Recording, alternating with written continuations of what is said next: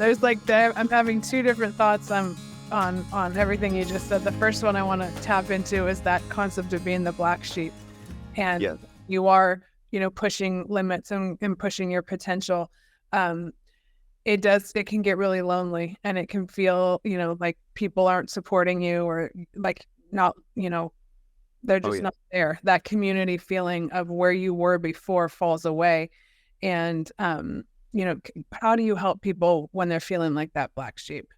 That's a great analogy. And what I like to remind them of is that many people, and this comes from Napoleon Hill's Outwitting the Devil, they're drifters. So we coined the phrase drifters. They're basically like just going through life, getting blown by the wind. They don't really have a major passion. They don't have a major rush or a huge purpose, something bigger than them that they're chasing. They're just coasting along, going through the motions.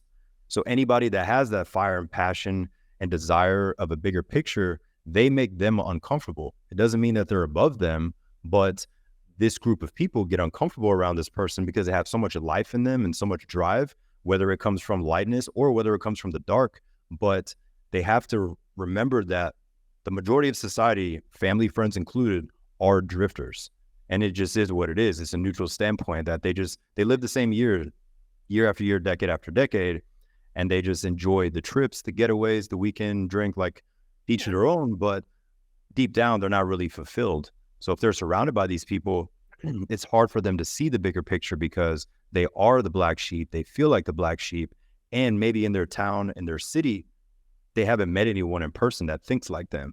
But the moment they do, whether they join a mastermind, they go to a seminar, they join a Facebook group, and they're like, wait a minute, there's people posting my thoughts. Like, I'm not the crazy one. And once you start to meet other people, you get excited about life and you're like, holy shit, there's other people that think like me. Yeah. So I think it's just to remind them is that, yes, it's annoying to be around some people. Yes, it might hold you back at first, but you also have to see, hey, I'm thinking about my city, my town, my state. Who else is out there? And have I done the work to actually show up to these meetups? Do I actually get out there to meet people? Because many people don't, because that's where another thing comes from of social anxiety. That comes from family and friends as well. So like, there's all these different layers, but once we peel those off, they can say, wow, all I had to do was step foot into this event, meet these other people, have one conversation just to say, whoa, I'm not alone. And when they don't feel alone because they see a group of entrepreneurs, business people, people that love social media, whatever the case is, they get excited and they're like, this is amazing. And it goes back to what I mentioned earlier. They just have to see proof, even if they're in a different field. They just have that energy and drive. They're like, wow, everybody in this room or on this call has life in them of a bigger purpose. This is interesting because most people are just coasting, ready for the Sunday football game. And it's like they live for those things. And it's okay if you're comfortable where you are, right, without that judgment. But for people that are looking to be more and do more and push their potential, that feeling of uncomfortability is always there until we push and go to a place, So yeah, Exactly. It is finding our people, and the world is so much more connected these days. And that is the upside, right, of social media and the way that we can have these conversations from, different points in the country, and it's no big deal. And Exactly. I always encourage, and that's part of the reason I love telling these stories, is just connecting people that you wouldn't otherwise meet. But man, like if you did, you'd meet up and have a great time. And that's, I think, the upside of where we are in the world today, because it is so much more connected. But that also brings on, you mentioned social anxiety, and that's something I hear about a lot. I have 4 kids and they're 23 to 16. And among you, just in that generation, you hear those words a lot right now, that I have social anxiety. And, I think we attach a lot to those labels, and I think there's a way to peel back from them and help the next generation understand like what that really is. Do you have an opinion on, what is that social anxiety? Where is it coming from? And how can we help them make it better? Yes, for sure. So I'm 33 years old. I'm bringing that up because I grew up with cassette tapes, DVDs, MP3 players, CD players, big headphones and all that. And then we shifted into the landlines. My dad would get pissed off when I switched the fax machine and the internet and all that. So growing up with this version, we did have social media. So we were there with MySpace and all that. But right before MySpace, we were always outside with each other. And then like my first phone, I didn't get till I was 16, and it was a Razor. Didn't send or receive pictures. It just had the snake game, but we had real texts and conversations. So I think the shift was there was no instant mental gratification of a Facebook and Instagram like.